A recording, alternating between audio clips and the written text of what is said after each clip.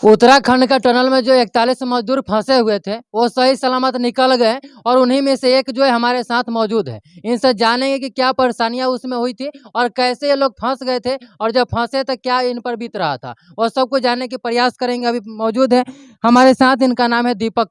दीपक जी, आपका नाम बहुत बहुत स्वागत है सर हमारे न्यूज में। जी, जी, धन्यवाद सर। आप ये बात बताइए कि जब आप वहाँ पे उत्तराखंड में टनल में फंसे थे तो कैसे क्या हुआ था, मतलब हमें बताइए।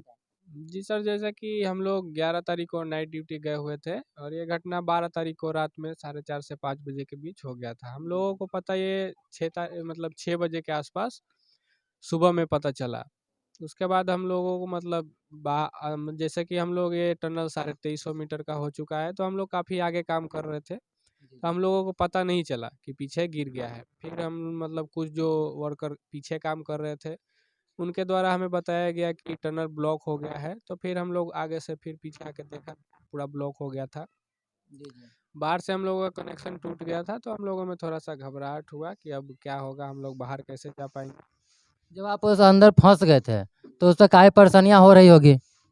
जी, जी, जैसे कि मैंने बताया कॉन्टैक्ट हमारा तो बाहर से टूट गया था, तो थोड़ा-सा डर का माहौल था कि बाहर हमको किसी को पता है कि नहीं, जो हमें निकाल सके बाहर।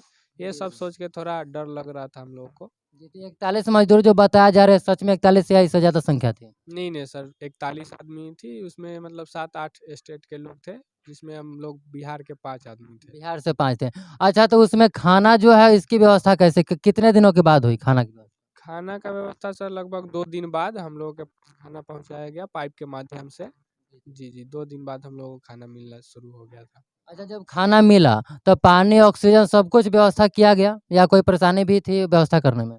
नहीं, नहीं सर, व्यवस्था में कोई परेशानी नहीं था। जैसे कि मैंने बताया टनल काफ़ी लंबा था, तो हम जी, लोगों को जी। साँस लेने में कोई प्रॉब्लम नहीं हो रहा था। फिर भी हम लोग आगे का सोचकर, क्योंकि मतलब आगे परेशानी ना हो, इस वजह से हम लोग पाइप के माध्यम से हवा का भी माँग किए कि हम लोग के पास हवा भेजा जाए। तो लगातार हमारे जो भी कंपनी के वर्कर बाहर थे, उनके द्वारा लगातार खाना हम लोग के पास भेजा जा रहा था। तो कंपनी के द्वारा लगातार आपसे संपर्क किया जा रहा होगा अंदर में? जी, जी, जी, बिल्कुल। उसी पाइप के माध्यम से हम लोग बातचीत भी कर रहे थे, हवा भी उसी से आ रहा था और बाद में खाना भी हम लोगों को उसी से मिलने लगा। क्या सांत्वना दिया जा रहा था कि जैसे कि लगभग हम लोगों का बातचीत शुरू हो गया बाहर से, तो हमारे कंपनी के काफ़ी सीनियर लोग जो नहीं थे, छुट्टी पे गए हुए थे, वो लोग भी आ गए और उनके द्वारा बताया गया कि काफ़ी जगह से मशीनरी आया हुआ है, जो कि लगातार हम लोगों को निकालने का प्रयास कर रहा है। ये सब बातचीत हम लोगों को पाइप से होता था। किस मतलब मोबाइल से बात हो रहा था या कोई और यंत्र मतलब भेजा गया था आप लोगों नहीं, के? नहीं सर, लगभग मतलब 10 दिन तक हम लोगों का सिर्फ़ वो 4 इंची का पाइप जो था, वो हर टनल में रहता है, उसी से बातचीत होता था। उसके बाद जब 6 इंची का पाइप आ गया, तो एनडीआरएफ टीम द्वारा हमारे पास एक माइक जैसा ही था, उससे हम लोगों को बातचीत होने लगा फिर। अच्छा, जब आप निकल रहे थे उस समय निकलने में कितनी परेशानियों का सामना करना पड़ा आप लोगों को? निकलने में तो ज़्यादा परेशानी नहीं था, क्योंकि हम लोग को पाइप देख के ही सबके मन में खुशी था कि चलो अब बाहर निकल जाएँगे, तो ऐसा कुछ परेशानी हुआ नहीं। लेकिन सेफ्टी के लिए एनडीआरएफ टीम द्वारा हमारे घुटने और इधर लगाने के लिए सेफ्टी दिया गया था। उसी के ज़रिए हम लोग जल्दी-जल्दी बाहर आ गए। जब बाहर आए तो कैसा लग रहा था? क्या महसूस कर रहे थे बाहर आकर के? बहुत खुशी हुआ सर सबसे मिलके, क्योंकि 17 दिन से हम लोगों को मतलब खाना तो मिल रहा था, पर कहते हैं ना बाहर की आज़ादी का मतलब ही अलग है। तो बहुत खुशी हुआ हम सब लोगों को मिलके।